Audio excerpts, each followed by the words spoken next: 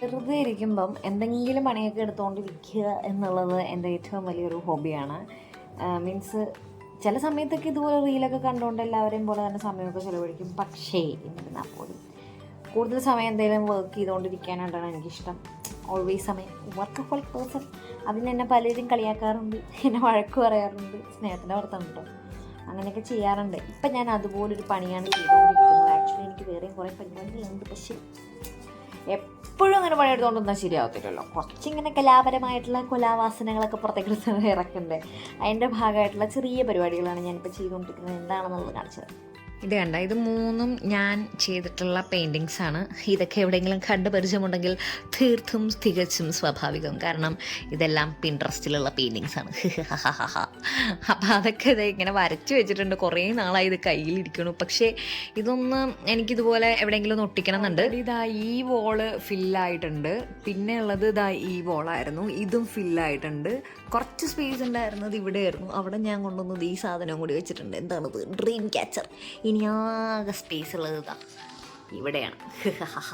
അപ്പം ഇത് ഒന്ന് ഫില്ല് ചെയ്യണം. അതുപോലെ തന്നെ ഈ ഭാഗവും കൂടി കിടപ്പുണ്ട്. കണ്ടോ, ഇതാണ് നമ്മുടെ ലക്ഷ്യം. ഇതും ഓൾമോസ്റ്റ് ഞാൻ ചിലപ്പം അവിടെ വെക്കാനാണ് സാധ്യത. ഇവിടെ വെക്കാൻ സാധ്യത കുറവാണ്.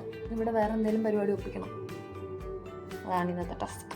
പിന്നെ ഞാൻ ഒരെണ്ണം എന്താണെങ്കിലും തട്ടേ കയറ്റിയിട്ടുണ്ട്. അത് കഴിഞ്ഞപ്പോഴത്തേക്ക് എന്താ ഇവിടെ എൻ്റെ ബാക്ക് വശം ഒന്ന് കാണിച്ചു തരാം. തട്ടിക്കൂട്ട് സംഭവം എന്ന് പറഞ്ഞു കഴിഞ്ഞാൽ തട്ടിക്കൂട്ട് സംഭവം. അതാണ് ഞാനിപ്പോൾ ചെയ്തു വെച്ചിരിക്കുന്നത്. ഫ്രെയിം ചെയ്യാനാണ് ഉദ്ദേശിച്ചത്. ഇതിൻ്റെ ബാക്ക്ഗ്രൗണ്ട് കാണിച്ചു തരാം.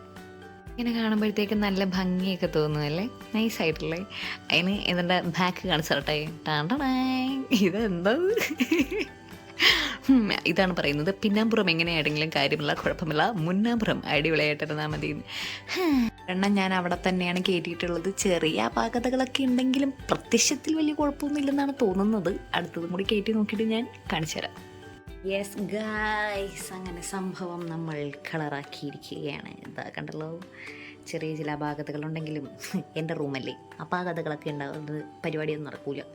സംഭവം എന്നാണെങ്കിലും കൊള്ളാമെന്ന് വിശ്വസിക്കുന്നത്. കുറച്ചുകൂടി ബ്ലാക്ക് ആയിരുന്നെങ്കിൽ കുറച്ചുകൂടി അടിപൊളിയാണ്. പക്ഷേ ഈ വെള്ളയിൽ മഞ്ഞ് വന്നതുകൊണ്ട് വലിയ സീനില്ല എന്നാണ് എൻ്റെ വിശ്വാസം. ഞാൻ എന്താണെങ്കിലും എൻ്റെ റൂം ടൂറുമായിട്ട്, ഈ ഹോം ടൂർ എന്ന് പറയുന്നത് പോലെ ഞാൻ എൻ്റെ റൂം ടൂറുമായിട്ട് വരുന്നതാണ്. അതുവരെ വീണ്ടും സന്ധിക്കും വരെ വണക്കം.